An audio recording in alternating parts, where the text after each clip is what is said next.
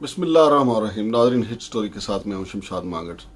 नाज़रीन, वजारत दफ़ा की जो रिपोर्ट है जो इलेक्शन से मुतल्लिक है उसमें खौफनाक इंकशाफात किए गए हैं। उसके कुछ मदरजात सामने आए हैं, ख़ास तौर पर इमरान खान के कत्ल की मनसूबाबंदी के हवाले से।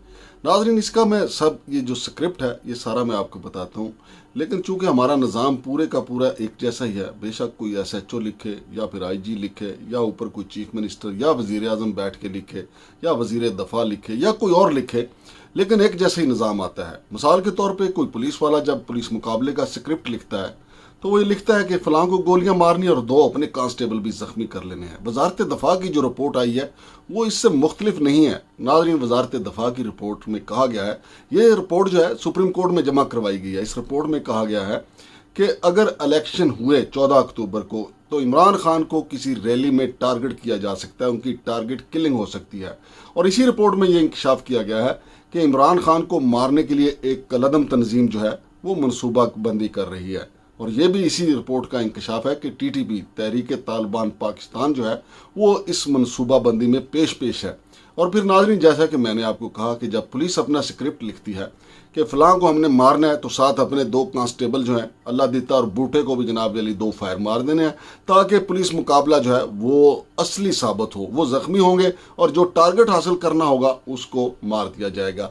तो नाज़रीन, ये वजारत दफ़ा की जो रिपोर्ट सामने आई है इसमें अल्लाह दीता और बूटा के तौर पर बतौर ख्वाजा आसिफ और राना सनाउल्लाह को डाला गया है। इस रिपोर्ट में ये कहा गया है कि राना सनाउल्लाह और ख्वाजा आसिफ जो है उनको भी टारगेट किया जा सकता है। अब इमरान खान का तो समझ में आती है कि उसके खिलाफ जो है वो ज़मीनी खुदा सारे ही इमरान खान के खिलाफ हैं, लेकिन ये समझ नहीं आई कि राना सनाउल्लाह को TTP को रास्ते से हटाना चाहती है।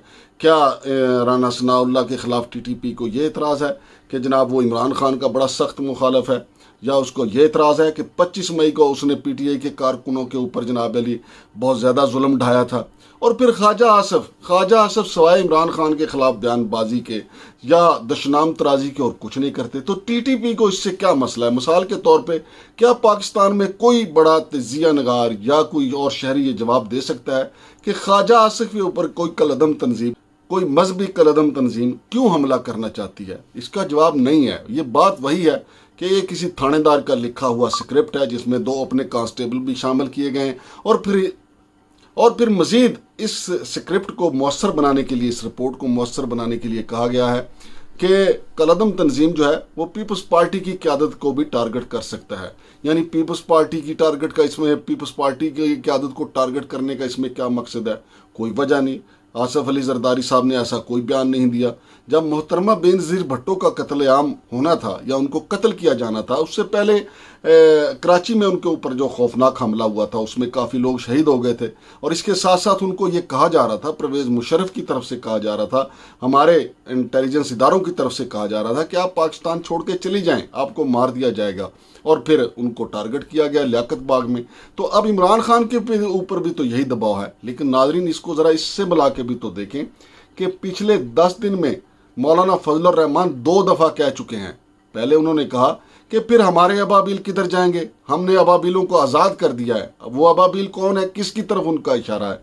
और फिर दोबारा जब मुज़ाकरात की बात सुप्रीम कोर्ट ने कहा कि मुज़ाकरात करके बताएं, तो मौलाना जो है वो बिल्कुल जो है वो दरख्त की चोटी के ऊपर चढ़ के बैठ गए और कहा कि मुज़ाकरात नहीं करेंगे, बंदूक की नोक पे मुज़ाकरात नहीं करेंगे, सुप्रीम कोर्ट के जबरी फैसले नहीं मानेंगे। और साथ ये भी कह दिया तो फिर हमारे अबाबिल कब काम आएंगे? तो नाजरीन, आपको पता ही है कि मौलाना फजलुर रहमान के तल्लुकात कहाँ पे है।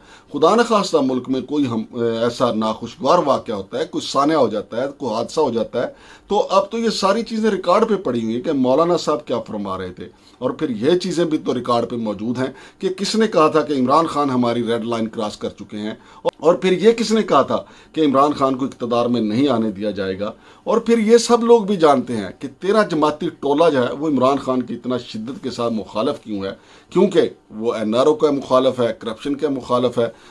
और इस 13 जमाती टोले के खिलाफ इमरान खान का मौक़िफ़ बिल्कुल वाज़ेह और क्लियर है।